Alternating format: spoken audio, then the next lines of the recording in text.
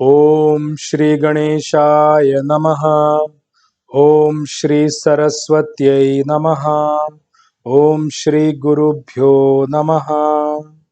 सच्चिदानन्दरूपाय विश्वोत्पत्त्यादिहेतवे तापत्रय विनाशाय श्रीकृष्णाय वयं नुमः। श्रीकृष्णाय वयं नुमः।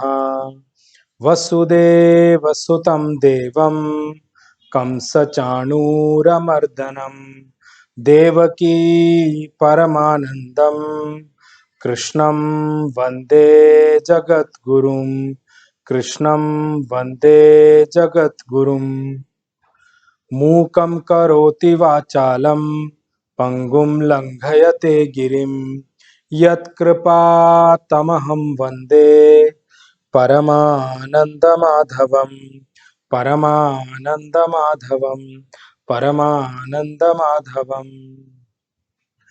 ॐ वाङ्मे मनसि प्रतिष्ठिता मनो मे वाचि प्रतिष्ठितम् आविरावीर्म एधि वेदस्य म आणिस्थः श्रुतं मे मा प्रहासीः अनेनाधीतेन अहोरात्रान् सन्दधामि ऋतं वदिष्यामि सत्यं वदिष्यामि तन्माम् अवतु तद्वक्तारमवतु अवतु माम् अवतु वक्तारमवतु वक्तारम्। ॐ शान्ति शान्तिः शान्तिः। सदाशिवसमारम्भां शङ्कराचार्यमध्यमाम् अस्मदाचार्यपर्यन्तां वन्दे गुरुपरम्पराम्। श्रुतिस्मृतिपुराणानाम् आलयं करुणालयं नमामि भगवत्पाद शङ्करं लोकशङ्करं। शङ्करं शङ्कराचार्यं केशवं बादरायणं सूत्रभाष्यकृतौ वन्दे भगवन्तौ पुनः पुनः।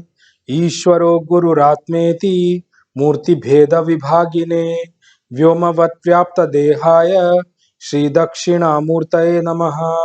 श्रीदक्षिणामूर्तये नमः। श्रीदक्षिणामूर्तये नमः।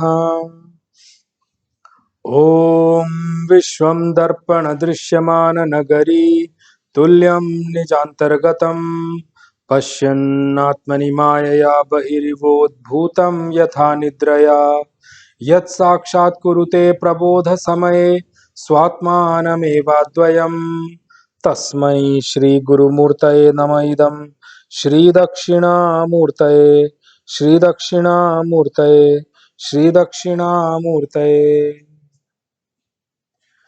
श्री कृष्ण गोविंद हरे मुरारे हे नाथ नारायण वासुदेवा जिह्वे पिबस्वामृतमेतदेव गोविंद दामोदर माधवेति। हे कृष्ण हे यादव हे सखेति। हे कृष्ण हे यादव हे सखेति। हे कृष्ण हे यादव हे सखेति। Narayan Narayan Narayan Narayan. First of all, I wish all the listeners of Srimad Bhagavad Gita podcast a very, very happy, graceful, auspicious, and a blessed Deva Prabodhini Ekadashi today in 2025, which is also named as Deva Utni Ekadashi. May this Ekadashi, Bhagwan Narayana, Bhagwan Shiva, Mother, bless us all with spiritual awakening towards which all of us are sleeping.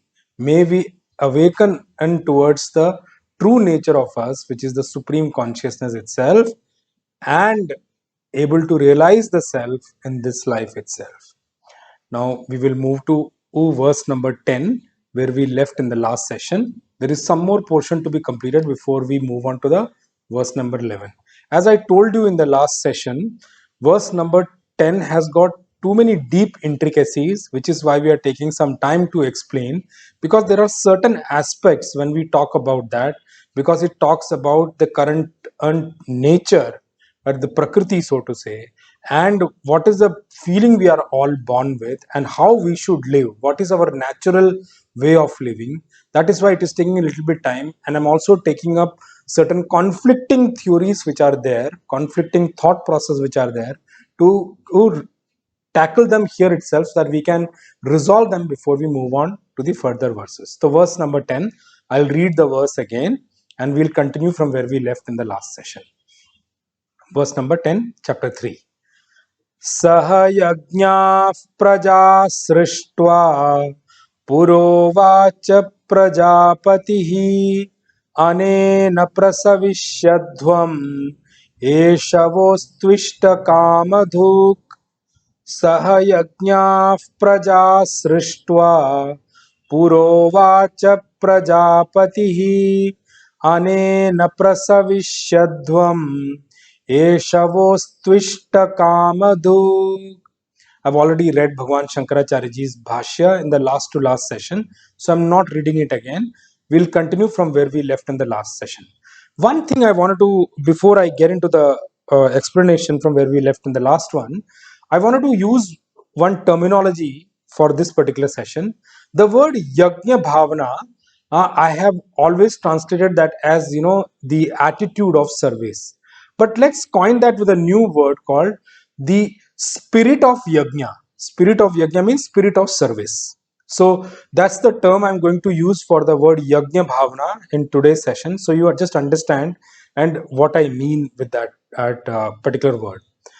So Supreme Consciousness Bhagavan Krishna says this spirit of yajna or the spirit of service is something which is natural in every human being or every being born in this creation.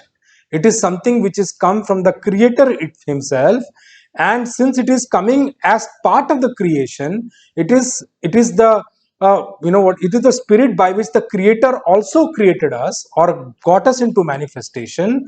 And since it is part of that act, this spirit of yajna or the spirit of service naturally from the creation itself, from the creator itself, has been in what you call that planted in all of us. It's naturally there in all of us. It's not something which you have to build from outside. And I give you umpteen examples in the last session.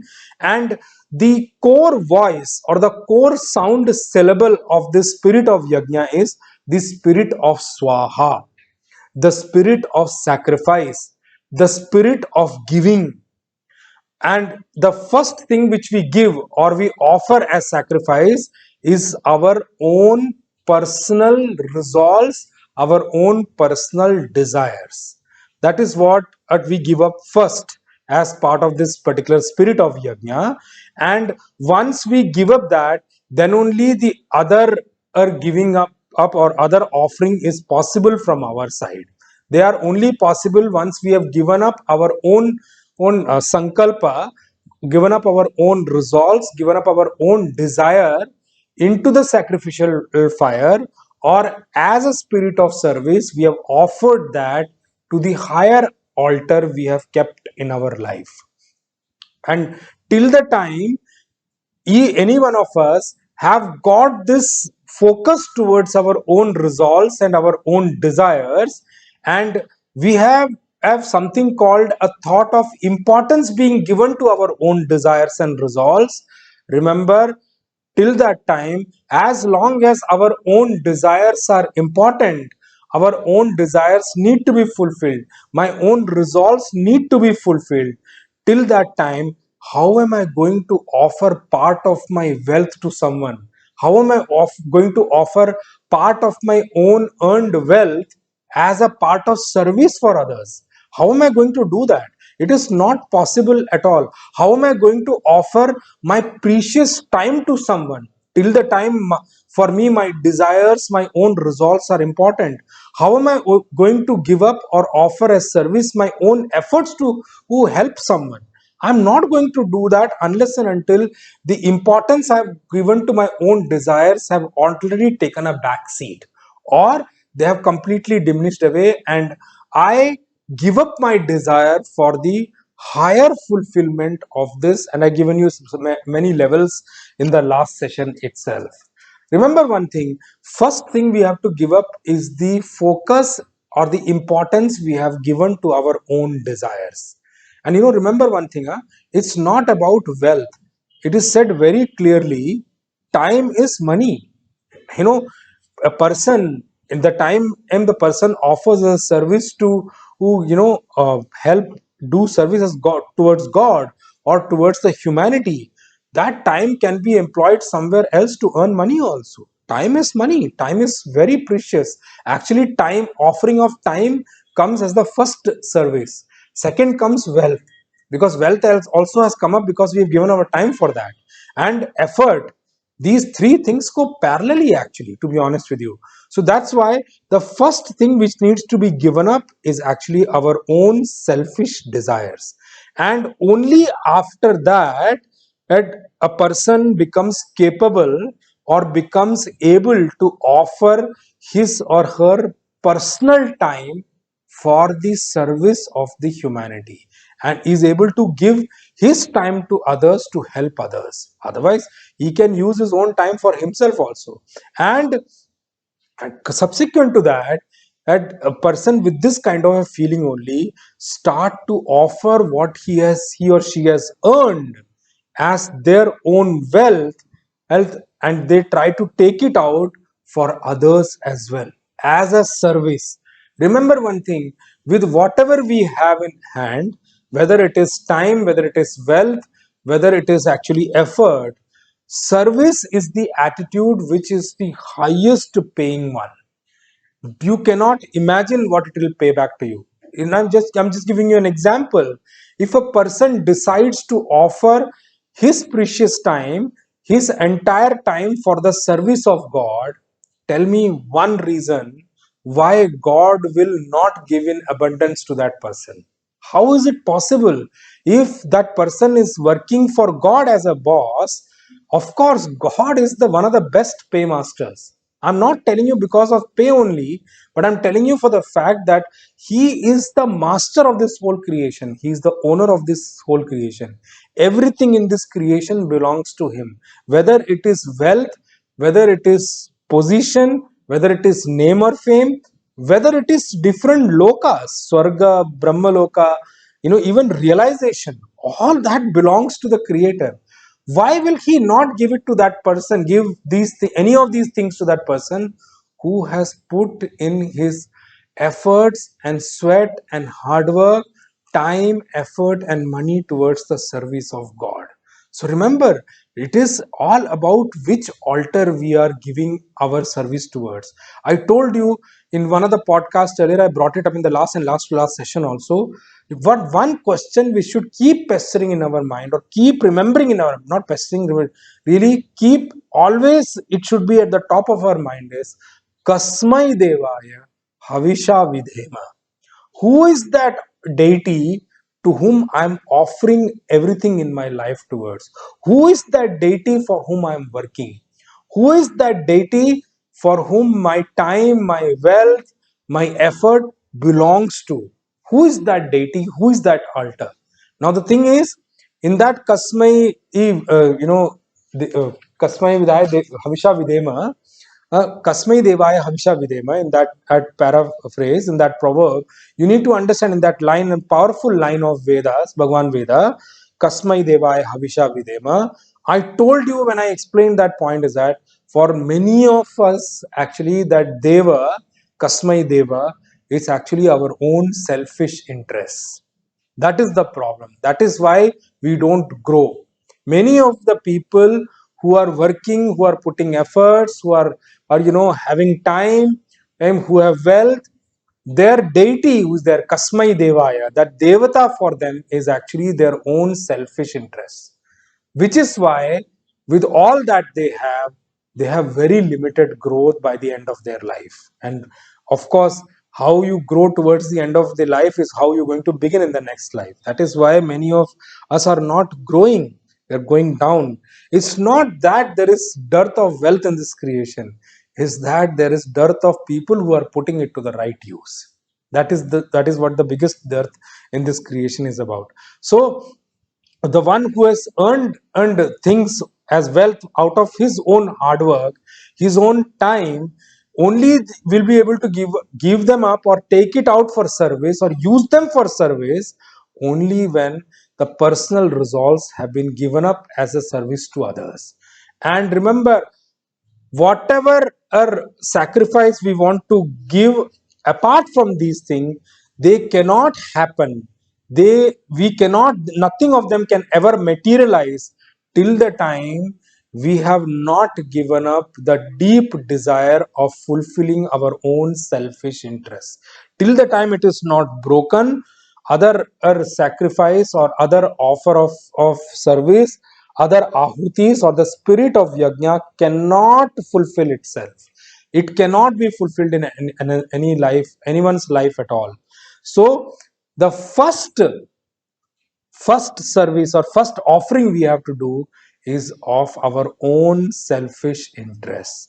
And in life, many times such a context comes when a person has to be firm for his or her own rights. Now I am taking up that topic which I left as a small discussion in the last session. Yes, when I fight for my own rights, that is also my own selfish interest. That's true. But what is the core principle behind it actually? And I gave you certain examples in the last session of Mahabharata and Ramayana. And when I took up the example of Bhagwan Krishna, when he said that, I'm not fighting your personal war. I'm not fighting for your personal, gain of wealth. I'm not fighting for your personal insult. I'm fighting for the good of this whole creation. I'm fighting because on your side, I'm fighting on your behalf. Why? Because on you are on the side of dharma, and the others toward against whom you are fighting on, they are actually on the side of adharma. And it is the promise of this creator that adharma should get defeated. It's just a matter of time. You see, you pick up history book or anywhere, all those people who have inflicted pain, whether they were rulers, whether they were from other countries, whether they were powerful, whichever way they have been, remember, at the end of it, none of them had an eternal win. All of them had got defeated only at some point in time. Whether we talk about even Britishers who ruled India also, they may have been powerful at that time. They may have used their own strategies to control this nation, but at the end of the day, that cannot remain for it cannot remain eternal at all. It cannot remain forever, because the Britishers' rule was filled with adharma, unrighteousness. They had to be defeated and thrown out of this country. Had they been righteous, they could have sustained for a longer period of time. And had they been righteous, they themselves would have given it up for our own people.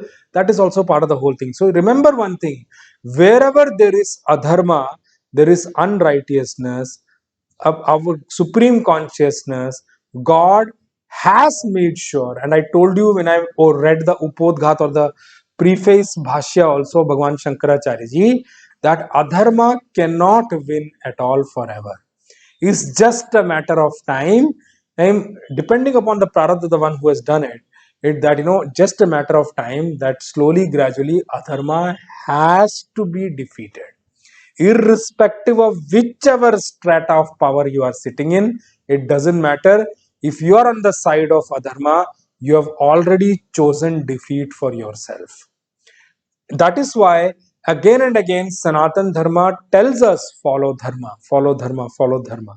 So here one thing we need to understand is that there are certain times when such situation comes, when a person has to be firm for his or her own right, and for that the person has to fight, put up a fight also sometime, make some severe efforts also, and sometimes a person has to demand his right also, provided he sees that it is getting suppressed every now and then, and he or she is being exploited, then yes, we are the one who have to stand up for our rights as well.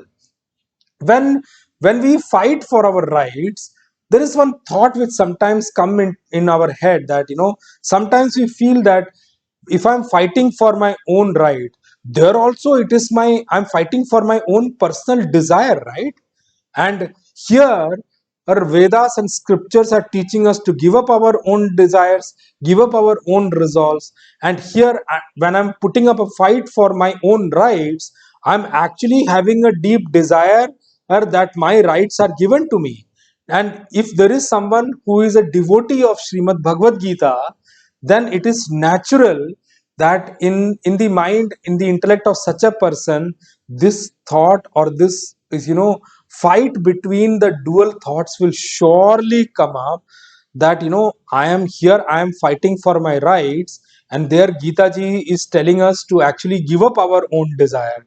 Am I really living according to Srimad Bhagavad Gita, or is it that I'm going against Srimad Bhagavad Gita? And at that time, it doesn't seem possible for us that I don't think I'll be able to live up to Srimad Bhagavad Gita as I move along in life. Many people come to me and also ask, there are so many adharmis around us, there are so many bad people, wicked people around us. How am I supposed to live what Supreme Consciousness Bhagavan Krishna is telling us the ideal way of living? Is it really possible? These kind of thoughts do come because this is Kali Yuga.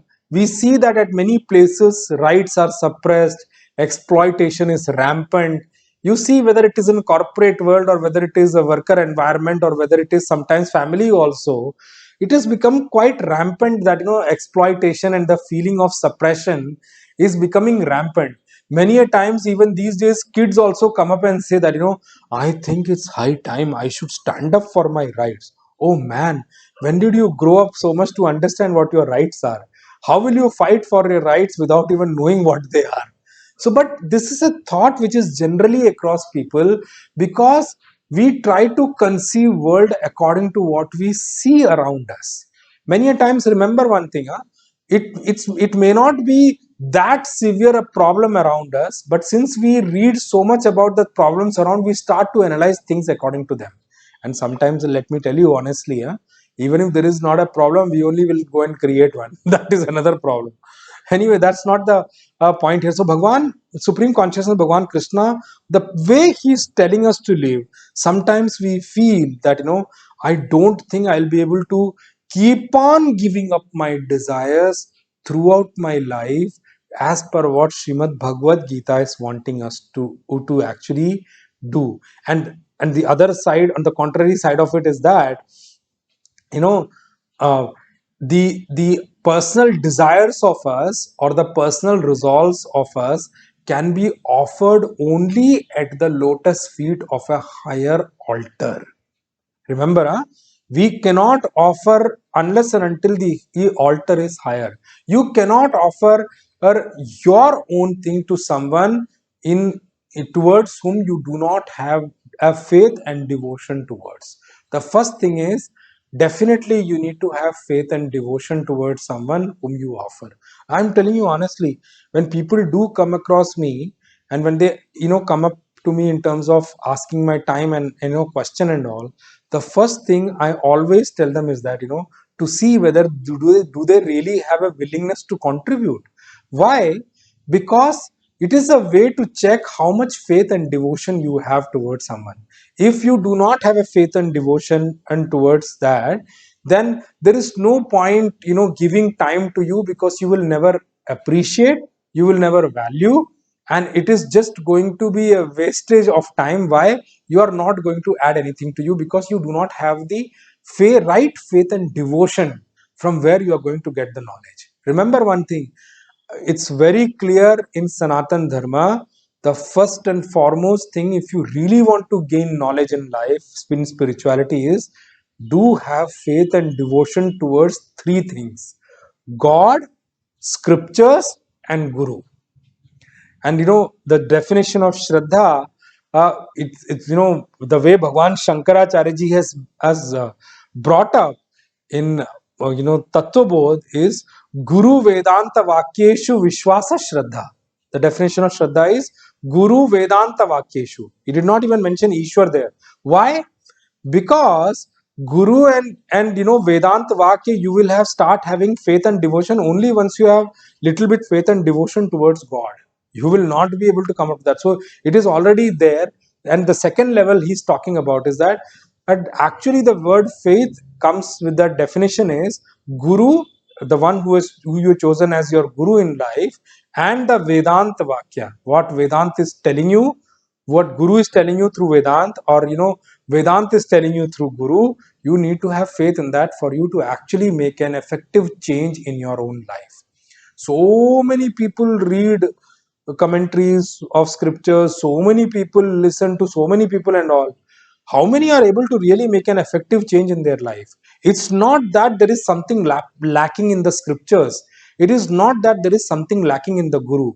The biggest thing which is missing in those who do not gain that is that there is an absence, or there is dearth of faith and devotion. That is why they are not able to make a change. That is why they are not able to come up to that level to actually gain something. Remember one thing I've told you many times before through this podcast itself: to gain something, you need to have the willingness to give from what you have.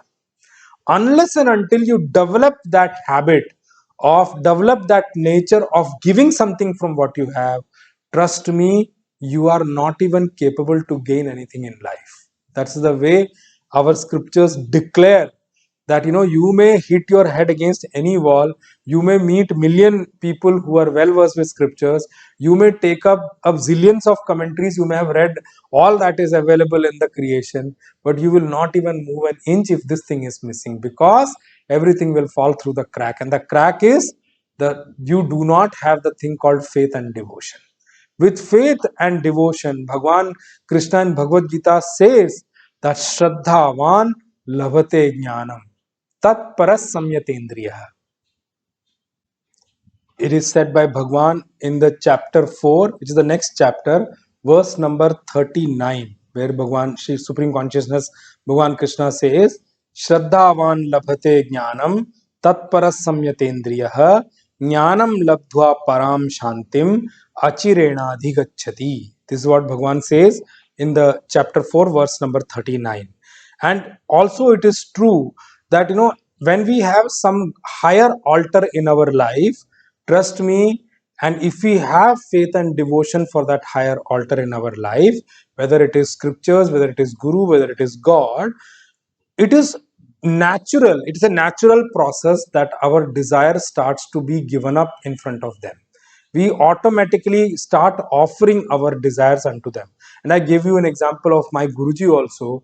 Oh, if you have a right faith and devotion towards your Guru, even if there are certain times conflicting thoughts which come up, trust me, Guru's grace is so powerful, God's blessing is so powerful, that those conflicts will be resolved by your Guru or God Himself sitting inside you as your Antaryami. That's the power of of your faith and devotion towards that. But yes, it is your effort to develop that faith and devotion. That is not something which will be given to you or gifted to you, that you only will have to work hard. Your hard work is, if you have done enough hard work for faith and devotion, rest of the things will become an easy bridge for you to walk through. And the bridge will be such that you could cross over the entire ocean of samsara, ocean of this creation, with that bridge which is made by your faith and devotion towards your guru and your scriptures and God. So that is what we need to understand. But remember, this giving up of our own desire is not possible in front of those who are lower than us. When I say lower than us, it could be age, it could be, what do you call that, power, it could be position, and it could be stature. You can call it in any way. It could be divinity, in any way you can say. If those who are at a lower level than us or at the equal level as us, in front of them, giving up our desires is not possible. Or it is possible that if we end up choosing such people who are not so good as a nature, or who are wicked and cunning in terms of their own nature and habit and their character, if we end up giving our desire in front of them, or show that we are in the process of giving up, they may end up misusing our powers. They may end up misusing our offering or the attitude or willingness. As that is why, in front of such people, it is must that you must keep up your desire. It is better to keep up your desire than actually giving up your desire. Why? Because such people, you cannot put them into the category of those who are at a higher altar for you, those who are worshipped by you, those who are worshipable by you. Remember, since they are not at that stature, if you decide to give up your resolves or desire in front of them, they may end up exploiting your uh, whatever you give up, exploiting your efforts, exploiting your time, exploiting your wealth. Remember, at that point in time, and the first thing which will come up as a question, the first thing which comes up as a question in the mind of all of us is that, if that is the case, is there are such people in this creation who cannot be kept at that altar. Forget about giving up our resolves and desire in front of them.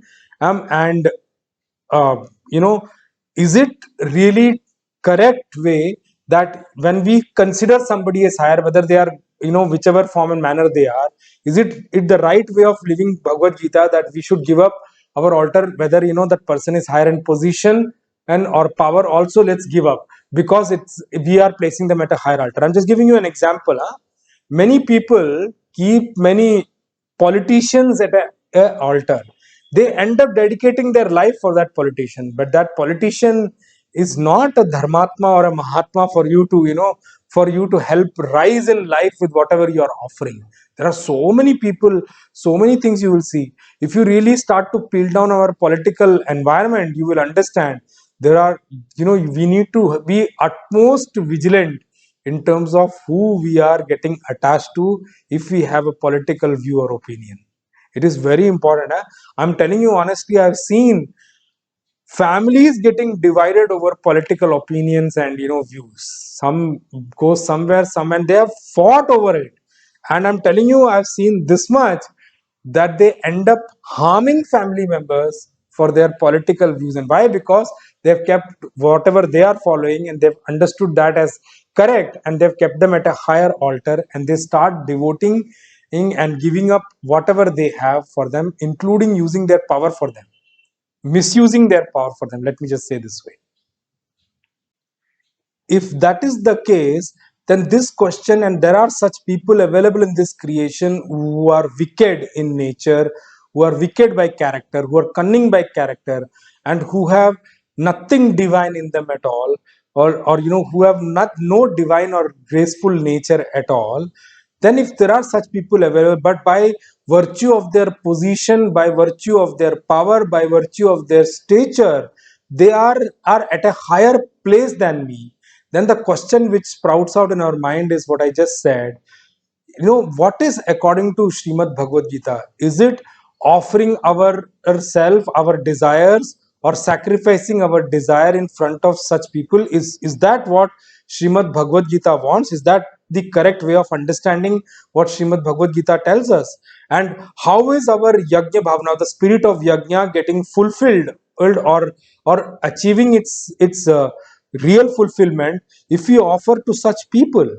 Yes, that is the question which sprouts out in us, because don't take the yajna, the spirit of yajna or the spirit of service as a standalone thing. It is important to know who we are offering to also. That choice also has to be correct in our life. Now remember one thing, to answer that question, it is very important for us to understand what is the real meaning of the spirit of yajna. Spirit of yajna or the spirit of swaha, what is being said here in the context of this verse, can only be established, can only give its higher result, can only give its actual result, can only be reaching its fulfillment only and only when it is offered to someone who we are devoted to, who has that ability to be devoted towards. As I told you, when I speak the word about faith and devotion, and according to Tattva Bodha, faith and devotion is highest when it is towards God, Guru, or scriptures. It is highest. It will give its actual result only at that level. When I say it is highest, there is a reason why I said that it is highest. I spoke about one portion of the people here who are wicked and cunning also. There it is, forget about giving its result. It is definitely going to give you negative result. It will take you down on your level of, one thing I told you in the sessions, no, the minimum we should do as a contribution to ourselves in this life is correct our faith and go. Correct our faith towards, correction of faith means what philosophy we follow, who should we get devoted to, at least that correction we should do in this life itself. Now when we have that devotion towards wicked people, they are not worthy of our devotion at all. So they are very low lying people. So I spoke about two extremes now. One is the highest level of faith and devotion, which is God, Guru, and scriptures. And then I spoke about the lowest level of devotion. Why I spoke that? Because so that you can understand the correct meaning of this particular verse. But there are some other level of faith and devotion also, which are not too high, but which are not low also. They are faith and devotion towards our family, towards our elders, towards our elder brother, towards our mother and father. Yes, that is also going to give you result for sure, no doubt about it. It may not reach the highest because it completely depends on how that person towards whom you have faith towards. But yes, if you have faith and devotion towards your mother and father, your elder brother and all, trust me, I'm telling you, it is surely going to give you good results. No doubt about it. Higher or highest, it depends. I'm not coming to that point, but good results is sure for you. Why? Because that's how this creation is made. You are born in a family towards to a parent, to the parents, because of your own prarabdha, and that's what prarabdha wants you to do. So yes, by virtue of that relationship, you must offer to your parents, you must have respect, you must have devotion towards them. That is definitely going to pay you good result, high results, no doubt about that. But yes, the highest will be paid when you have devotion towards God, Guru, and scriptures. And when we are able to make up our intellectual understanding in such a way, then one decisive thought which comes in front of us is that this yajna bhavana can only happen at one level alone. That is at the level of when it is towards the puja. Puja means that towards whom I am devoted. Yajna bhavana is possible only at that level. And that is going to give us result, that is going to give an established result only in this particular scenario alone. In the remaining scenarios, remember one thing, Yajna Bhavana or the spirit of Yajna will not give its complete fulfillment, will not give its complete result at all. It may give good result, it may give completely low level results also, but remember the highest result is only possible at this particular level alone when we have devotion towards God, Guru, and scriptures. Which means what? The spirit of Yajna is now situation specific. Okay, and uh, since it is situation specific, then saying that what this verse said, that it is something which is default as a true inherent in all of us as a natural thing in us, then that may not sound correct, right? If it is possible only at one level, and here you are saying that it is natural given by creator, it is flowing from the creator to all of us because that's how the creator has created us, and that is the thought by which the creator created us, and since creator created us with that thought is also in us naturally, then that may not sound correct, right? That is why this question and sprouts in the mind of all of us, that is it really possible for a person that his or her whole life can be lived with a spirit of yajna completely, what you call that, pervading in his particular life?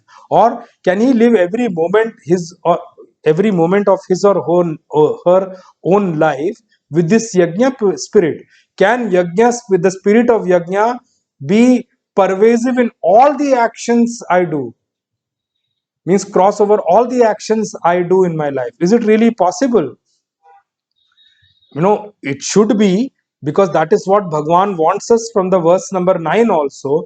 And he himself says in the verse number 9, which is the last verse, that those actions which are not done with the spirit of yajna, remember, all those actions will become of the nature of binding that doer of that karma. Anyatra karmanaha lokoyam karma bandhanaha.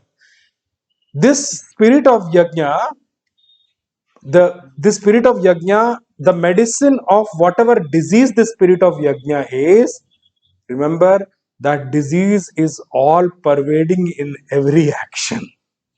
And if we really say that this spirit of yajna is possible only towards a higher altar, then only it will give us the result which Bhagwan said in the verse number 9, that is not going to bind you. That means it comes up to then the conclusion should come up that there are actions which I will end up doing without this yajna bhavana also, because all actions I'm not doing towards the higher altar. All actions I'm not doing for God, right? There are some actions which I'm doing for others also, some actions which are doing for myself also. They also become part and parcel of my life, right? So I'm going to end up doing all other actions also which cannot be offered towards the altar of devotion.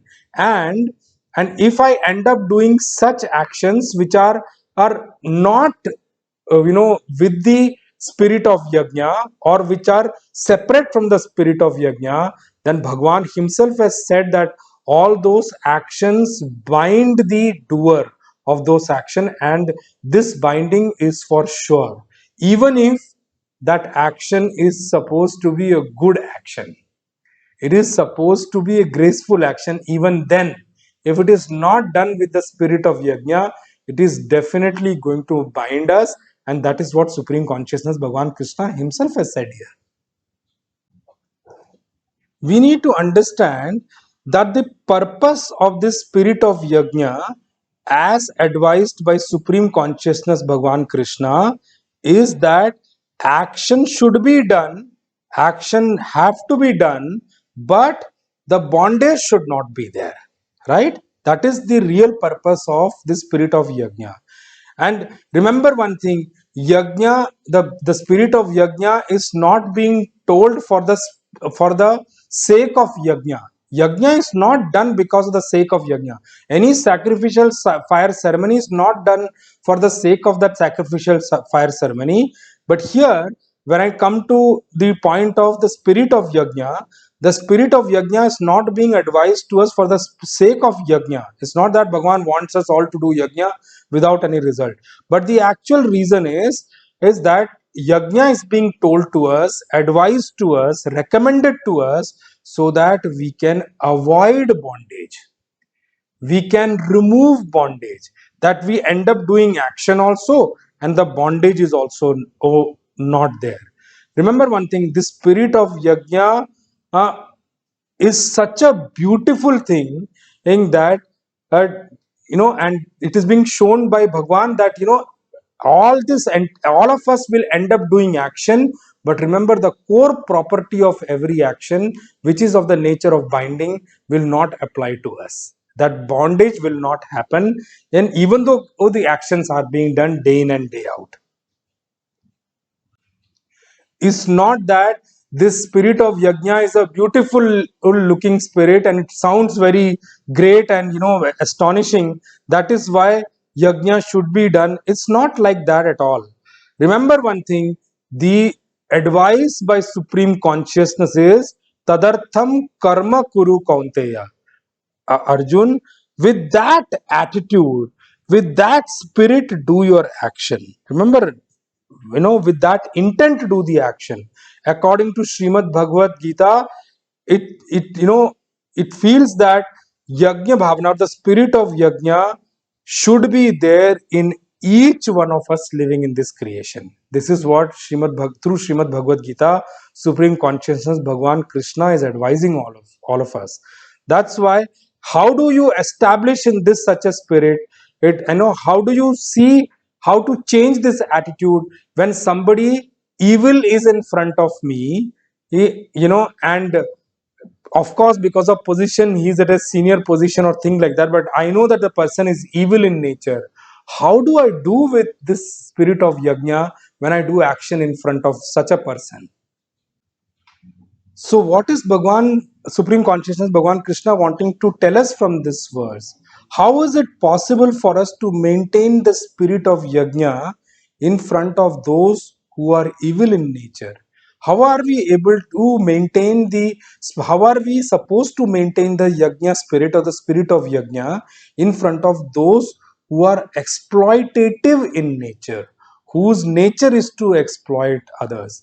Now, the simple literal meaning of this spirit of yajna is that we should be able to sacrifice or give up our own desires. We should not struggle too much for our own desire. That is what the literal meaning of the spirit of yajna is. Now those people who are devatulya means who are like god to us, who are godly people, well, god man or godly people you can say, or who are people who are worshipable people, those who are rishis and all, great saints and all. Well, now those people are not going to exploit us anyway, so we can be free to think like that, right? In front of those, giving up our desires is definitely possible and easy for us, and we have no fear that we are going to be exploited by giving up our desires in front of such people. Who are those people I just named? Those who are like god, or those who are like worshipable people, those who are great saints, and we know that they have no interest in exploiting us at all. They are not going to be exploitative in nature at all, so there is no fear that they will exploit us if we end up giving up our own desires. But yes, in front of everyone giving up our desire, how it is actually technically possible? Now this is one area which I want to spend time discussing with you, brainstorming with you. Let's think and reflect, how is it possible with the way Bhagwan, Supreme Consciousness Bhagwan Krishna has advised in this particular verse number 10. Why I told you this is a thought provoking verse? There are many intricate details which are there. If not touched here, we do not know when we will be able to cover them up. Might as well use this opportunity to cover that too. Now, the solution which is we could see from this entire situation which is presented in front of us, that we need to understand that what is the cause behind our fight for our rights. What is the cause behind or the reason behind putting up a fight for, or putting up a fight by me? What is the real reason behind it? One thought which comes into our mind is that somebody is exploiting me, and or somebody is doing adharma on me, or somebody is doing injustice to me, and I am in deep pain because of that. That is why I have to end up fighting for it, so that I can get free, I can free myself from such things. That is one thought process. The second thought process which is there is that the the thing which I am going through, the situation which I am facing, in from a standpoint of karma theory, it is not wrong. Why? Because it is part of my own prarabdha. That is one way to think. And since it is not wrong from the karma theory point of view, there is since it is not wrong from that perspective, I should bear it also, but I can try and avoid it as much as possible. That's the second thought process which is there. In this second thought process, even though I understand that it is part of my prarabdha, and yes, I have to bear that, but then why will I put up the fight? Why? Because I understand that principally what is happening with me is not correct at all. At the level of principle, it is wrong. That is why I must put up effort to fight for it. Now remember, first situation is that adharma is being done on me, and I am in deep pain, and I am being exploited. That's why I should put up a fight. The second thought process, principally what is happening to me is wrong, even though it may be part of my prarabdha, that is a different thing. But at the level of principle of action, it is not right at all. That is why I should end up putting effort to fight for it. Now, between both these thought process, there is a minute difference which is there. One person who is putting up an effort or putting up a fight is actually fighting for the principle, not for himself. That's first thing. That person is fighting in, remember, fighting for the correction or following the right principle which is applicable, right? He is putting up a fight against something, or he's putting up a fight for his own rights. It is not out of his personal selfish interest, rather it is a fight against the adharma which is happening. The same example which I gave in the last session about Pandavas. Remember, Pandavas fight was not a personal fight. There was no personal animosity between Pandavas and Kauravas. I'll give you certain example here itself. When I further talk about this, I'll bring up the example of Yudhishthir ji, how he saw the entire fight. Actually, trust me, I'm telling you, there are so many intricacies of Mahabharat which is worth appreciating. Now, Yudhishthir ji was Dharamraj. He is the incarnation of Dharma himself. So, you should see how intricately, in the intricate situations also, at delicate situations also, how beautifully Yudhishthir has followed Dharma. You must recognize that. I'll bring it up here, where as I move along, I'll bring it up here so that you can appreciate the side of it. Sometimes it is very easy for us to do the blame game.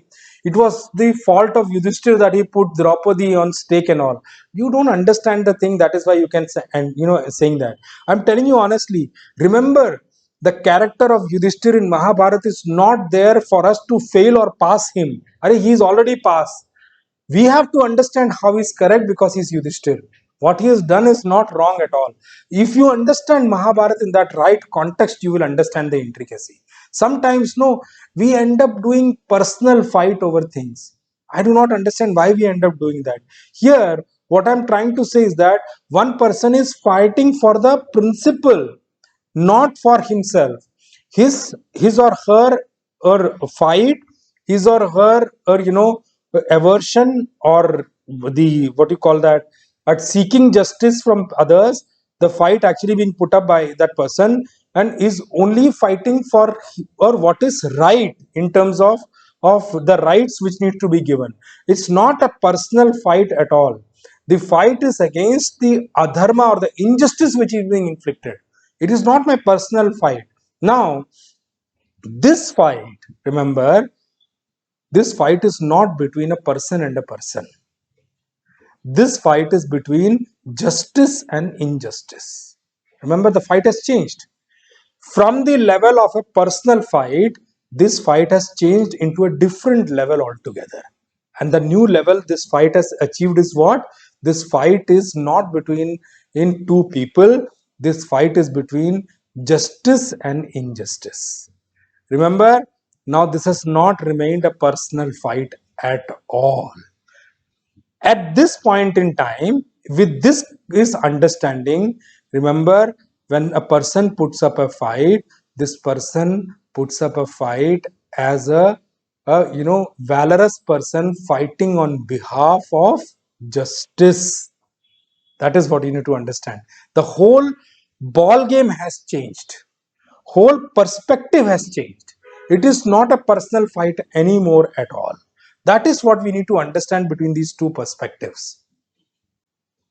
This person will turn out to be a valorous Kshatriya fighting for the injustice, not doing a personal fight at all.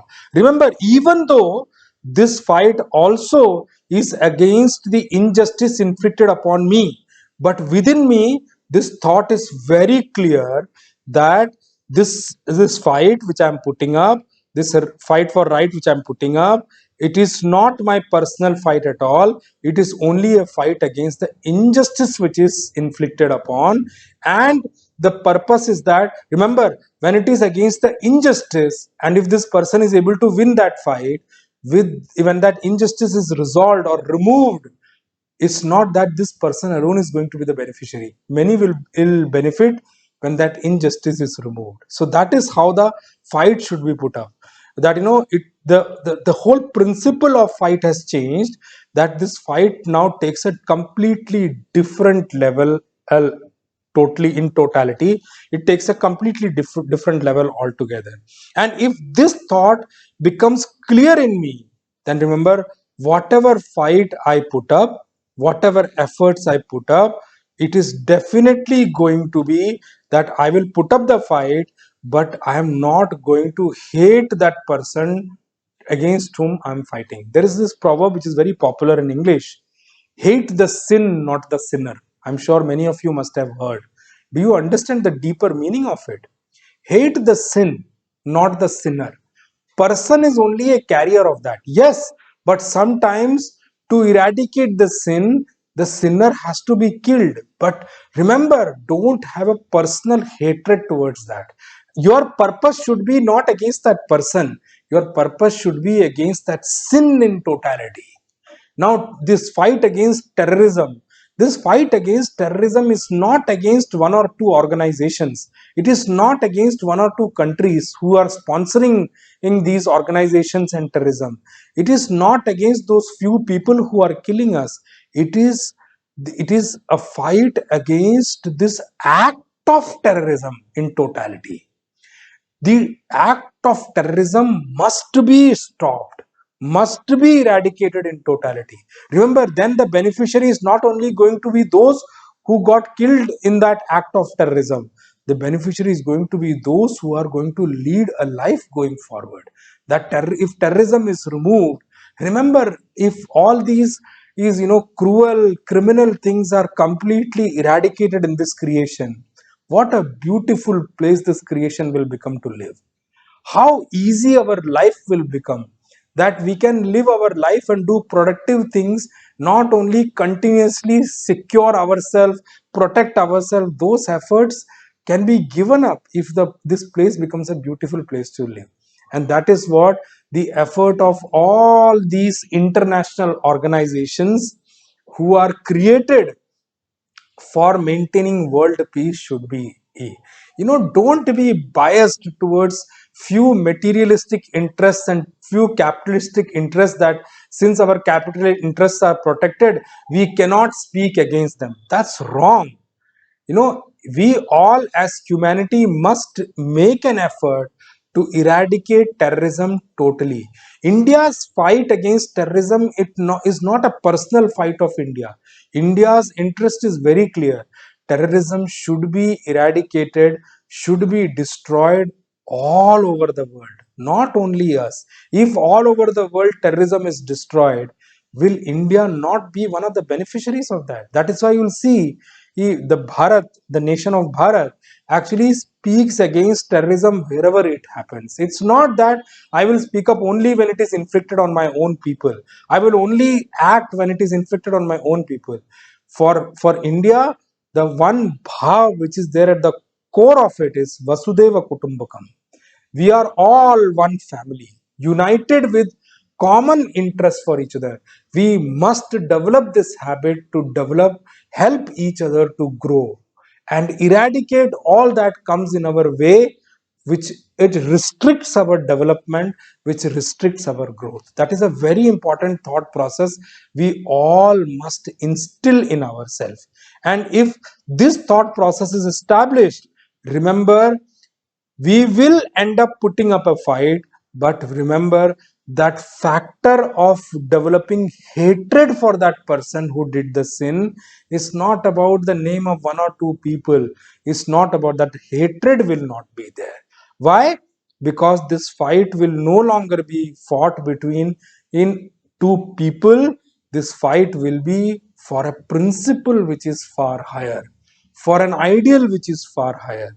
This is one level we must set in our life, and it is a very, very high level of thinking. I'm only trying to brainstorm these things so that we can uplift our thinking level. Many a times when we come in our life, I'm telling you honestly, I've said it in my previous podcast also, trust me, hatred generates a lot of poison in all of us. Hatred is something which we are not taking revenge from someone. Actually, we are poisoning ourselves with that, and trust me, it is not something which can easily go. I'm just giving you a small example from Srimad Bhagavad and Bhagwan Krishna's story, that Kamsa, ever since he came to know that this blue-eyed boy from Vrindavan is going to kill him, he used to, get dreams of Bhagwan Krishna coming in his dreams and killing him. That was the kind of hatred Kansa has. Remember, hatred will not let you sleep. It will let you lose your sleep. For that, hatred is a very, very bad thing. I'm telling you, it is much, much worse than attachment. Attachment is also bad. I'm not saying only remove hatred and you can continue to keep attachment. That is not the advice I'm giving. Don't take it in a different way altogether. But yes, hatred is a very bad thing. So there is a new level my thinking starts to reach, that I don't need to hate anyone. I only need to fight against the injustice. And remember, if a person can ensure that I don't keep hatred for anyone, I'm telling you, it's a great, great thing. It's a great contribution this person is doing for his or her own personal sanctity. In case I am generating a feeling of hatred towards someone, that means what? The fight I am putting up is not a fight for the principle. It has become a personal fight of me. And remember, in case there is a fight and hatred is not there at all, that is a great achievement, and so to say, it's a great siddhi. It's a great level you have reached. And that is what Srimad Bhagavad Gita is wanting to teach us through this particular verse. And the purpose of doing brainstorming on this particular line was this, so might as well use this here only. And this is a very, very different kind of an experiment which through Srimad Bhagavad Gita, Bhagwan Krishna is teaching us. Do this experiment, and trust me, you are sure to gain higher results for you in life.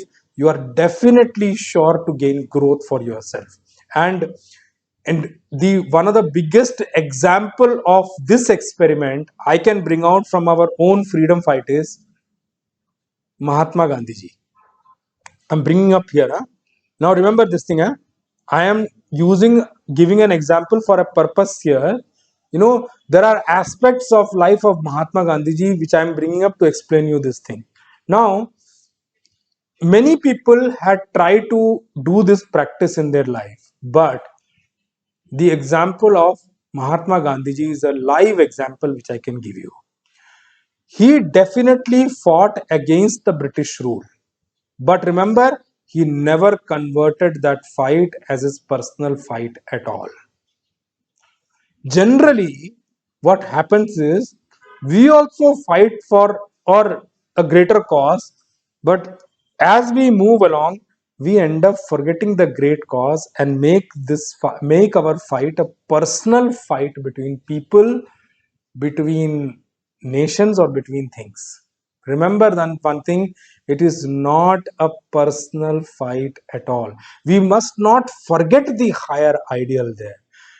Even if there are things which has happened against me, even if there are things which have personally pained me, which has given pain to me at a personal level, remember, even then, and even though they become one of the factors for me to push me into a fight, but remember, if I don't forget that I'm fighting against the or injustice which has happened, it's not my personal fight at all. Remember, if I can think that way, that is when I'll be able to make some progress. I should not convert any fight into my personal fight. I should only make it a fight at the level of principle, that the purpose of this fight is to actually fight injustice, to remove injustice. If I make things my personal fight, and if something which has hit me hard within me, somebody's words or something, or if something has happened against me, if that becomes a motivating factor for me to put up a fight, our nature slowly gradually turns that we are not able to give up the thought that this person said such a thing which hit me very hard. We take too much things to our heart. We take things personally. I'm telling you honestly. Oh, what to say about people, even conversation and with a guru also, many people have taken personally and walked away from guru. Alas, who is at loss? Guru doesn't need you. You need a guru. You are at loss. I have personally seen people who have walked away from Guruji after having a conflicting argument or discussion, and they have taken it personally and walked away. Many years down the line, they realized and they came and fell on his feet. How many years have gone by? For whom? And Guruji has got nothing in his mind at all. He's not even thinking about, he may know that you misunderstood and went away. But remember, nothing goes for Guru, because Guru knows that one day you will realize your mistake and come back. Why? Because Guru is right there.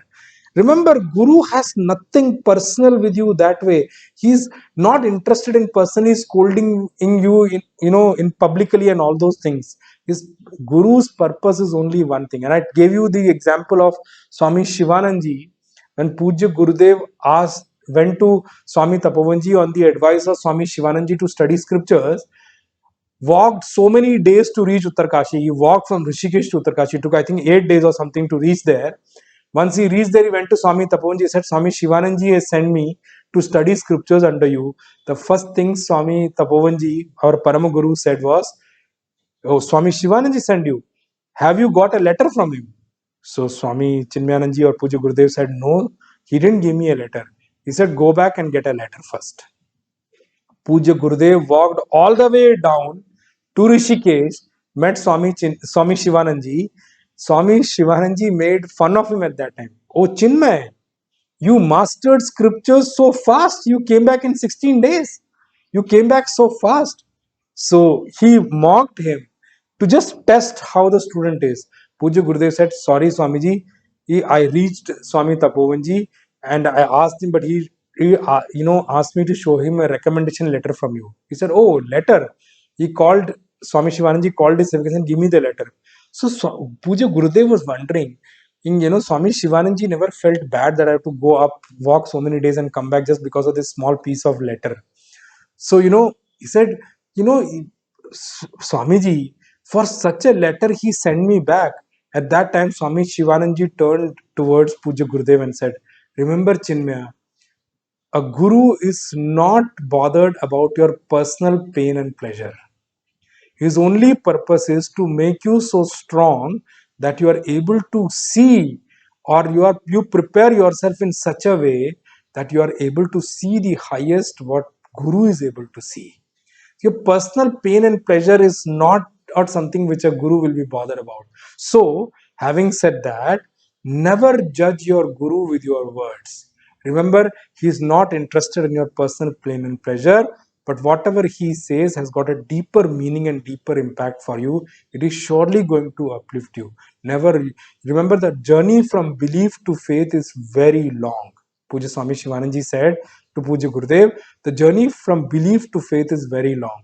The only one thing you need to have is patience and complete faith in the words of your Guru and scriptures. That's the only one thing which is going to help you. So, having said that, so this is one thing we need to understand. And many a times, even words of Guru are taken and in a wrong stead by people, and they end up walking away. Doesn't matter, do that. Guru has got God to work for. His service is towards the God, and if you are not there, God will send somebody else for, or being served as a service to God. Somebody else will come. Doesn't matter, because Guru's time is also limited. And remember one thing, a guru's purpose is very clear. He want to sit down and realize the self, establish himself in the self. These conversation, question and answer is not something guru is interested in. Guru has got nothing to gain from it, by the way. Yes, he does it from his personal time only as a service to God. He does it from his personal, as a personal effort, from his personal precious time. He takes out the time he could have spent in God only with the purpose that he's doing it only as a service to God. Why? Because if one aspirant's question is resolved, probably he may walk towards God, he may become more closer towards God. That is the only purpose of a guru, to resolve all questions of a student. So even if something become, if something which has hurt me deeply, words of someone or something which has been inflicted upon me in my situations has become like a personal fight, remember, if that has become a personal fight of me, and I'm not able to give up the pain what has, as it hurt me deeply, then remember, that means what, I deep within me, i have I have interest or affliction or affection towards my own personal desires. I have desire to have my own resolve work through. And if our efforts, our fight becomes personal, then that means what? We have gone far from the teachings of Srimad Bhagavad Gita. A man, when we all of us, a human being, first should understand these things and slowly, gradually develop into the habit which Srimad Bhagavad Gita is wanting to teach us. Supreme Conscious Bhagavan Krishna is wanting to teach us from Srimad Bhagavad Gita. Around us, if we find somebody towards whom I am able to develop a feeling of devotion towards, remember one thing, that person is worth making an effort towards, in terms of developing an attitude of service towards that person. Now I'm giving you an example of military also. A person fighting in as part of army, whether army, air force or navy, when they end up killing in person on the enemy side, remember, they do not inherit any sin at all. Why? Because this army man and this serviceman is not fighting for his personal interest. It is not his personal fight at all. He is fighting for justice of the nation. He is fighting for social justice. He is fighting for justice as advised by our scripture. He is fighting for justice is of the people of the country. And remember, because of that, all whatever so-called sins according to our language of killing person and all, they are all forgiven for a military man when he is fighting at the borders. If the same military man and ends up killing someone with the equipment which has been weapon which has been given to him for his personal thing, remember, he is definitely punished for that act. Rather, for killing person from the enemy side, a army man is actually awarded, he is respected, he is felicitated for such a thing. Bhagwan himself says in Bhagavad Gita, no, hato va prapsyasi swargam, in the second chapter, jitva va bhokshase mahi. Bhagwan himself said that Arjun, even if you end up winning, you are definitely going to be a winner, you are going to win great wealth also. Even if you end up losing your life in this war, because it is a war for or justice, you are definitely going to gain even higher loka and higher wealth of swarga. Swarga, when we use the word swarga, it is about lavish luxurious lifestyle, you can think that way. Swarga is said like that also when we talk about higher loka. It's not that swargaloka is not there, and not what I'm trying to say, but the literal meaning is that when I have all kind of luxuries and lavishness around me, that feeling is called swarga. And the higher loka, the where devatas, indradi devata live, that is the swargaloka. There is a lot of luxurious things in that loka. I'll explain some other time, but remember, so here, even though this army man has killed someone but got avoided, rather than and being inflicted by sin, this army man is awarded for his action, for his act, for its act. It's not said that oh, you will go into naraka even though because you have killed. But if the same army man, the same serviceman, and comes on leave to home and ends up fighting with his own family and killing someone from his own family, remember, he is not going to get a paramveer chakra or something for that. He is definitely going to get punishment as per the law, as per what the law is applicable. Why? Because here in his personal fight, yajna bhavana is, the spirit of yajna is not there. When he is fighting at the border for the country, a war for the country, remember, the spirit of yajna is there. There it is not a personal fight at all. Remember, or there it is not a when he's fighting at the border or for the country, it is not a personal fight, it is fight for a higher ideal, it is fight for justice for the country, for the countryman. But when he is killing someone and for his own personal fight, remember, there it is personal animosity which has pushed him into action. That is why he is supposed to be punished for that particular action. That is how we need to understand this side of it. What is the conclusion we should drive from this brainstorming we did for last few minutes about fighting for or justice and fighting for a higher ideal?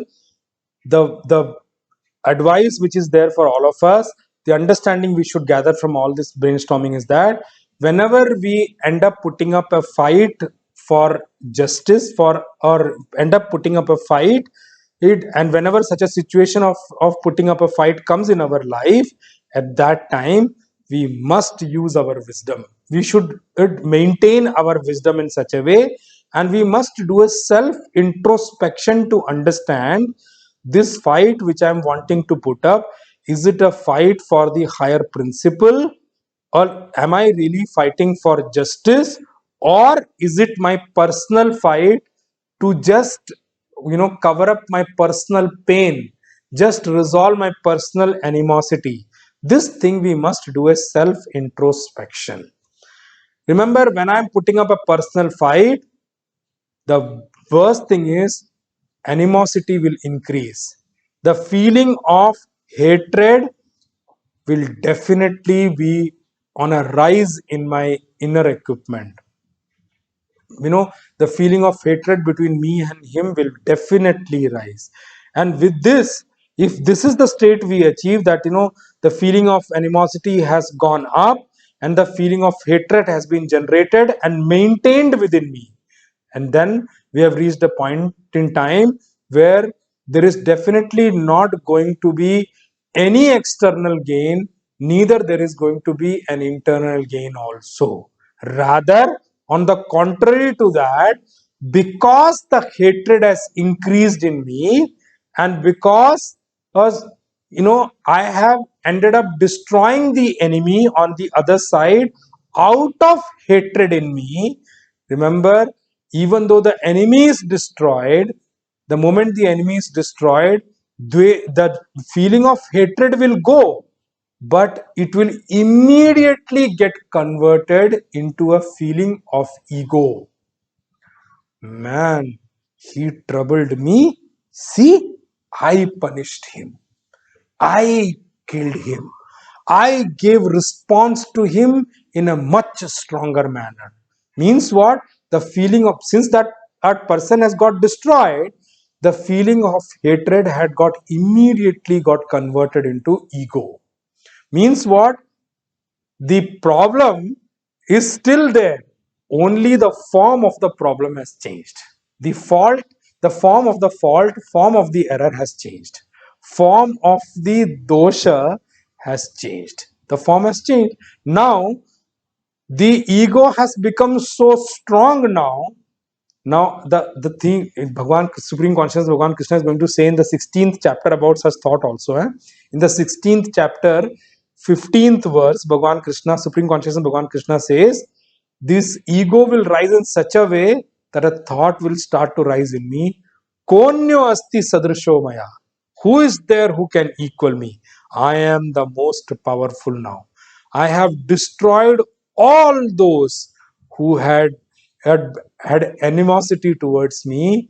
I destroyed all those who were hated by me. So don't, now the ego has become such a way, there is no one like me at all. Or so if that thought has generated, has started to come in someone, trust me, one must understand you have started the journey on the path of destruction. Now the examples I can give you is that, before I give you the example, if you start thinking like that, remember, this creation belongs to God. There is nobody who is more powerful than God. If you feel that, I am so strong, there is no one more stronger than me, remember, somebody will definitely come up who will be over your head, dancing over your head, to show you that you are not so powerful as what you thought. The biggest example of such one is Ravan. Ravan thought that I'm so Ravan, Hiranyakashipu. They're all the same jiva taking different forms because of the curse in Devaloka. So, but the thought is same. I am so powerful. Who can would destroy me? I will end up doing anything and everything, and I'll walk away free.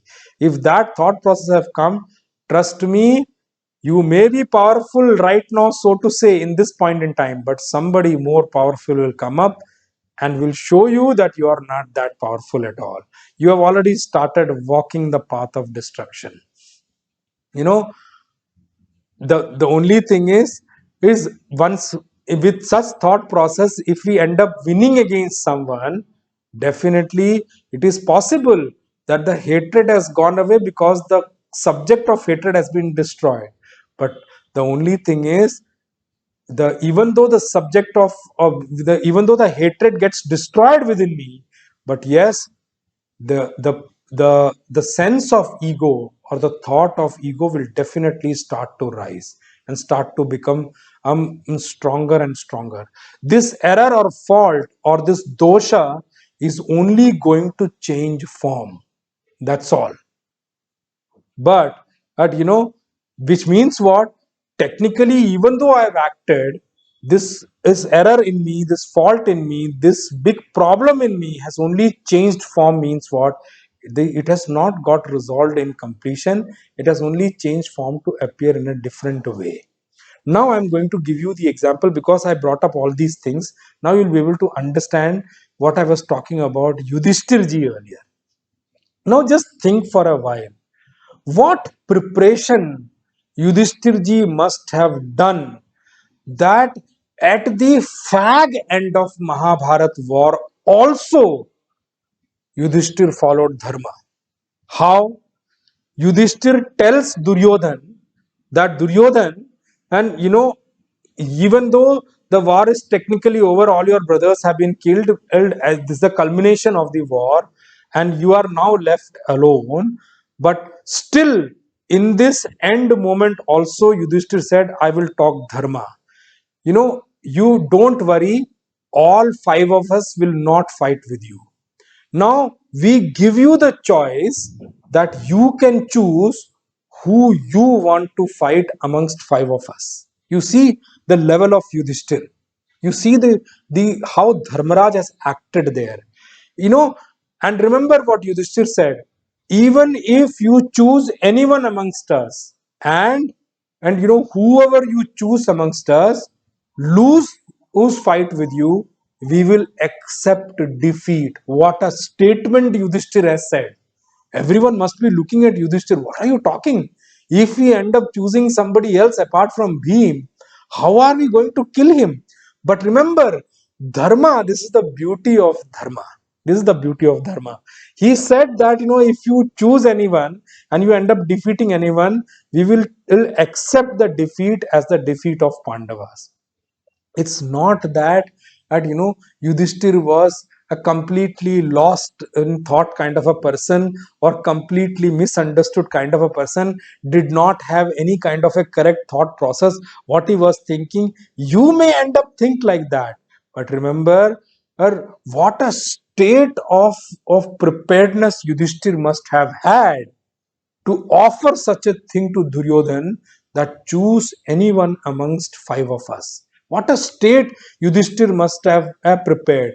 And of course, the thing is, Duryodhan also has got, because he used to think there is no one more powerful, he would not have chosen anyone else by any chance also. So he end up that then the story is already known to you.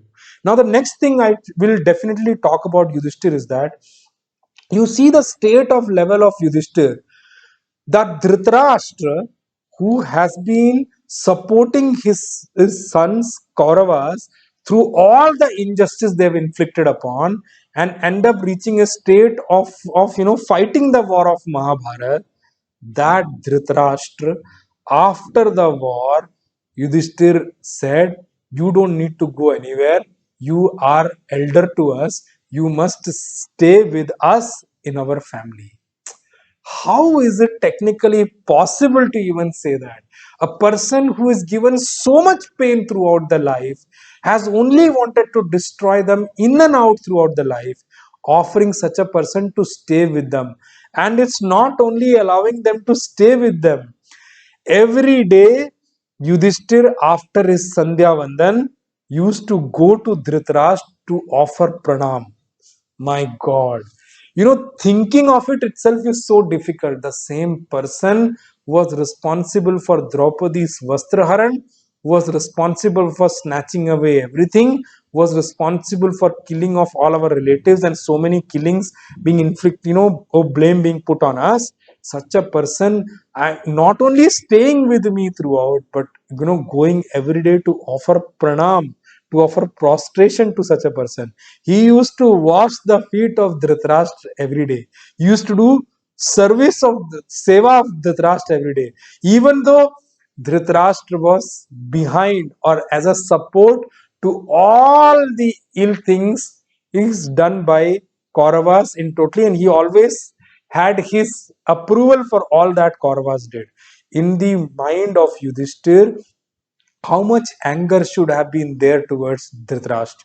But no, that was not there at all. That is what Dharmaraj Yudhishthir is all about. Now let me give you a contrary example also to the same thing. Look the side of Dhritarashtra now. Okay. Dhritarashtra, even though he was responsible, he had approved all the mischievous acts of his own son Kauravas, which is why Kauravas lost their life. Kauravas did not lose a leisurely war at all. Kauravas lost a fight of adharma because they've always been adharmic. Dhritarashtra, even though Yudhishthir offered Dhritarashtra to stay at their home and used to do pranam to him every day, used to, wash his feet every day and all those things, still how much hatred Dhritarashtra had in his mind, even though he was staying with Pandavas, and how much anger he was nurturing within himself. That, after the war is over, where Dhritarashtra tells Bhim, it's a conversation in Mahabharata. You must have seen in B.R. Chopra's Mahabharata also, tells Bhim that, I am so much gaga over your strength, Bhim. I am so much, worshipful of your power. I respect your power so much that I want to show that respect by hugging you. I want to hug you very closely to show that respect for your power, and show that, how much powerful you have been, that, you single-handedly have killed all the sons of mine. All the Kauravas have been killed by a Bhim. At that time, remember, now see how Bhagwan Krishna has been there through thick and thin with Pandavas. You see why? Because it's not that he was personally attached to them. It was Bhagwan is there wherever the side of Dharma is. Full stop. Matter closed. You don't have to think of it at all. At that time, Bhagwan Krishna made an indication to Bhim, don't go. At that time, before that, Bhagwan Krishna knew, they made a iron statue of Bhim. And what he did, and it was perfectly like the how Bhim was in terms of stature and all, a true replica of Bhim. So Bhagwan, on the instruction of Bhagwan Krishna, Bhagwan Krishna made a sign to them. Instead of Bhim, they kept the iron statue in front of Dhritarashtra, and it is said that it was such a strong iron statue, Dhritarashtra hugged that statue and crushed that statue. Of course, Dhritarashtra was also very powerful, because Bhagwan Krishna knew all the ill intents of Dhritarashtra. So remember how much hatred Dhritarashtra was nurturing within me, how much anger was there within me against Bhim, that, all my sons have been killed by Bhim. So, if my sons have been killed already, why not, as a contribution, as an offering towards my son, why don't I end up killing Bhim only? And Dhritarashtra was so powerful that with that hug itself, he crushed that iron statue, and the statue broke into pieces. Now you see the result of hatred in somebody's mind. Now see the level of two different kind of intellects. On one side is Yudhishthir, who has got this capability, has got this ability, has got this intent, and worships a person who has inflicted injustice to him and all his other four brothers throughout their life. He has got the ability to worship such a person. On the other hand, see the intellectual level of, see the level of inner equipment of Dhritarashtra. See the state of mind of Dhritarashtra, that whole life he has been supportive of injustice. He has inflicted injustice on the Pandavas, and even at the end of it, what he showed only hatred towards them without understanding his mistake at all. What is the conclusion we should arrive? That our personal resolves, our personal desires must be given up, and we must develop this attitude of living a life with the spirit of yajna.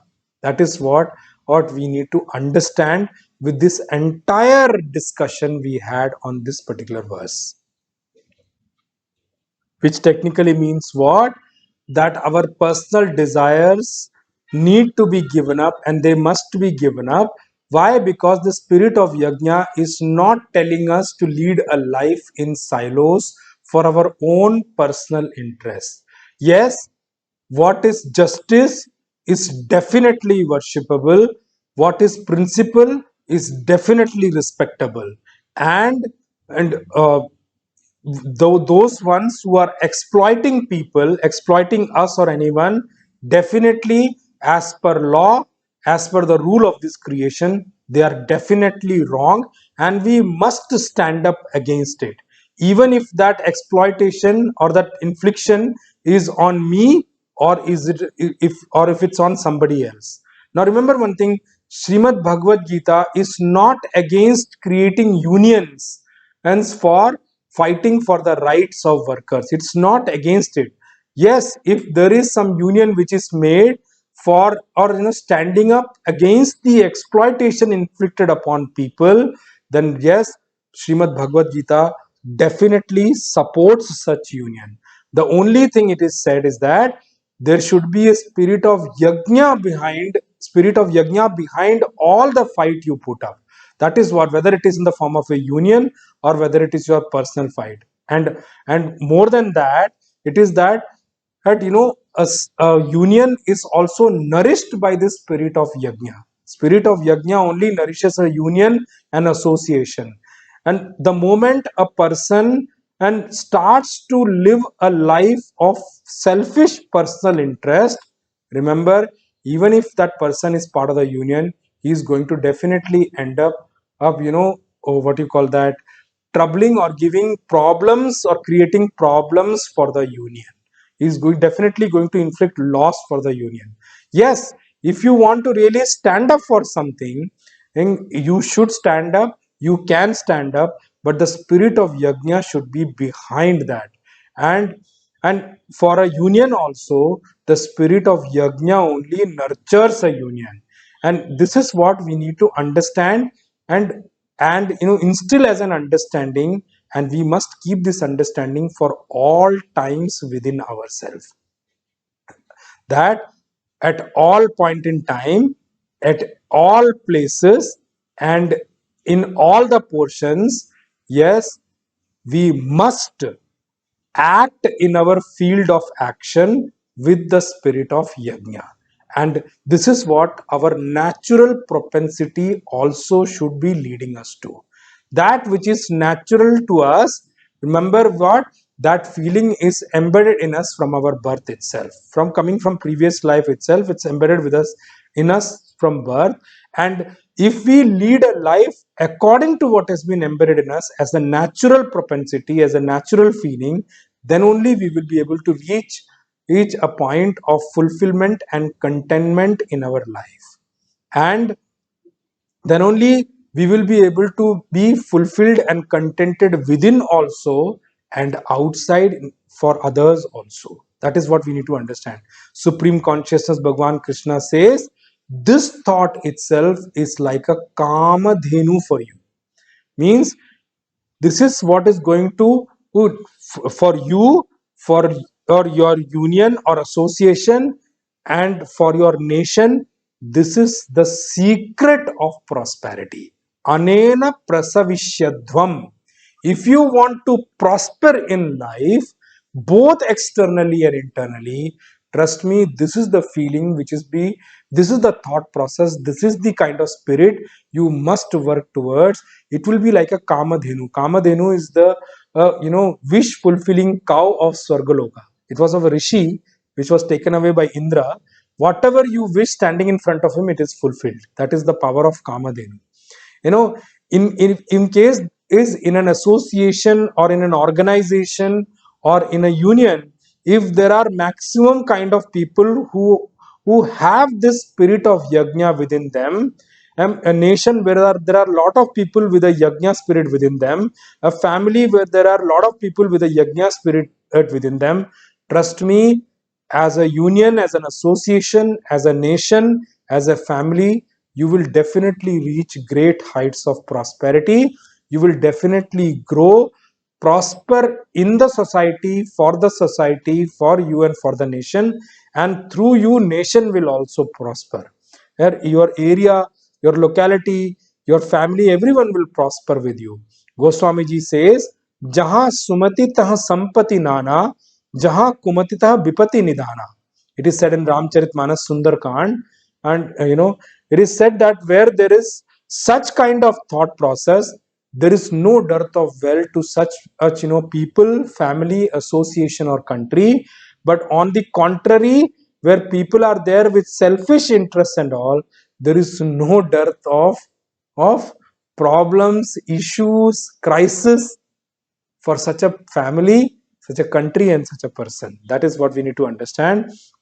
All of us, even in a family also, if all of us have the spirit of yajna towards each other, trust me, trust me, I'm saying from the Vyaspeed here, yes, it is definitely going to generate lot of happiness for the family, and the family will definitely prosper.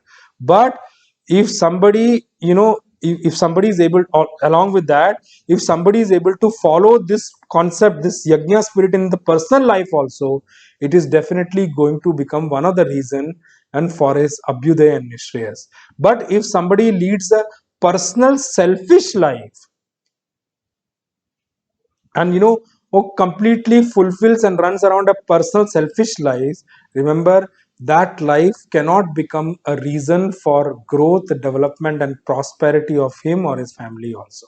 This is a question. And how, this kind of thought process, yajna spirit, is going to become the cause of, or the reason for, prosperity and growth of those who follow. That is what is being answered in the next question by Supreme Consciousness, Bhagwan Krishna himself. Not only the next, in the next 2-3 verses, Bhagwan is going to answer that. Before I go into the verse number 11, let me read Puja Gurudev's commentary, and then we'll go into verse number 11 for the third chapter, see the literal meaning, and then, we will see the detailed meaning in the next session.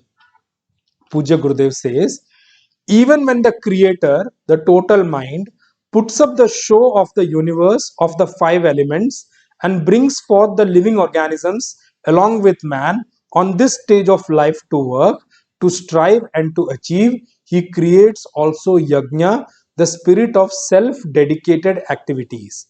The yajna spirit is seen everywhere. The sun shines, the moon appears, the sea throbs, the earth bears, all in a spirit of sacrifice and self-dedicated motherly love, with never even a trace of attachment or any kind of self-arrogating motive. The whole world of cosmic powers and nature's phenomena function instinctively in the service of all. Even before life could appear on the face of the earth, the elemental forces had prepared the field with their constant activities performed in the sacred spirit of dedication. Even when life developed and multiplied at all levels, we can easily recognize different degrees of yajna activities, which keep up the harmonious growth of existence. The above idea, when poetically put, becomes this pregnant stanza in the Gita. The Creator created the world along with the spirit of service and the capacity for sacrifice. As it were, the Creator declared, by this spirit of self sacrifice shall you multiply. This shall be the milk cow of your desires. Kamadhenu is a mythological cow supposed to have belonged to sage Vashishta, from whom all our desires could be milked out. The term therefore means only that no achievement is impossible for man if he knows how to act in the discipline of cooperation, and if he is ready to bring forth into his activities the required amount of non-attachment and spirit of sacrifice. How can this be achieved by sacrifice is what is being mentioned by Supreme Consciousness Bhagavan Krishna in the next verse. So we will read the verse number 11, and then we will see the literal meaning before we conclude today's session. Verse number 11, chapter 3. Devan bhavayatanena te deva bhavayantu vaha parasparam bhavayantaha shreyah paramavapsyatha. देवान् भावयतानेन ते देवा भावयन्तु वः परस्परं भावयन्तः श्रेयः परमवाप्स्यथ. Brilliant verse, that how does this act of yajna spirit, acting in yajna spirit, actually works in this creation, to fulfill the desires of people, or fulfill or give results to people. Along with that, cut the bondage of karma is what is explained by Bhagwan in this particular verse. Bhagwan says, the literal meaning of the verse I am reading today. Bhagwan says, with this, you do nourish the gods, and may those devatas nourish you. Thus, parasparam bhavayanta, thus nourishing one another, you shall attain the highest good. That is what Supreme Consciousness Bhagavan Krishna says in this verse as a literal meaning. Some small portion I would say here before I conclude today's session. Katham Bhagwan Bhashyakar also asks this Prasavishwadham, how does it really translate in this creation? How does it actually give results? This Yajna spirit, how does it work to give us prosperity and growth in life? Bhagwan says, Anena Yajnena. Through this yajna, through this act of yajna, through this spirit of yajna bhav, or through this sacrificial action, and through your sacrificial action, you worship deities, devatas. You offer what you want to offer to devatas, and in return let them nourish you. You nourish them, you let them nourish you. That is the act of giving and getting, as I told you in the last many verses. Those, but you remember one thing: first we have to offer. It's not that devatas will nourish us first and then we will offer. No, the sequence, you have to understand it correctly. You nourish them first. Why? How do you nourish them? Through your offerings, and in turn they nourish you. Parasparam bhavayanta. You have to offer first. You who let them be nourished, you let them be happy, you offer them things, you worship them through your offerings, you respect them through your offerings, you make them happy through your offerings, and through that, you, what you call that, invite their blessings on you, you invite their grace on you, you invoke their grace on you, you invoke their blessings on you. Through your offering, they become happy and they end up nourishing you. Remember this thing, huh? When you give, what you get is much more than what you give, because devatas have got a lot of ability to give. It's not that you give 10 and they will also give you 10. Don't think that.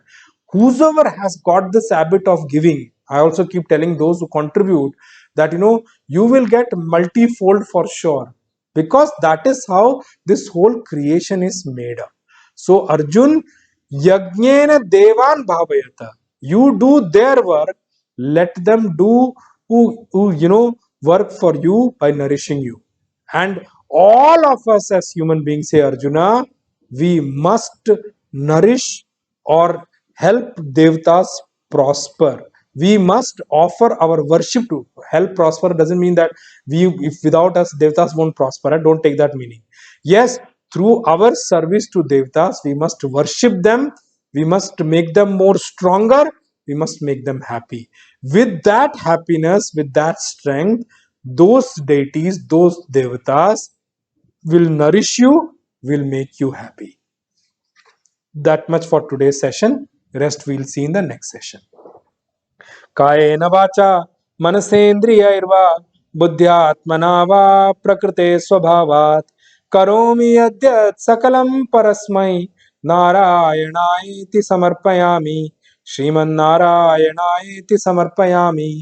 ओम पूर्णमदः पूर्णमिदं पूर्णात् पूर्णमुदच्यते पूर्णस्य पूर्णमादाय पूर्णमेवावशिष्यते। ओम शांति शांति शांति।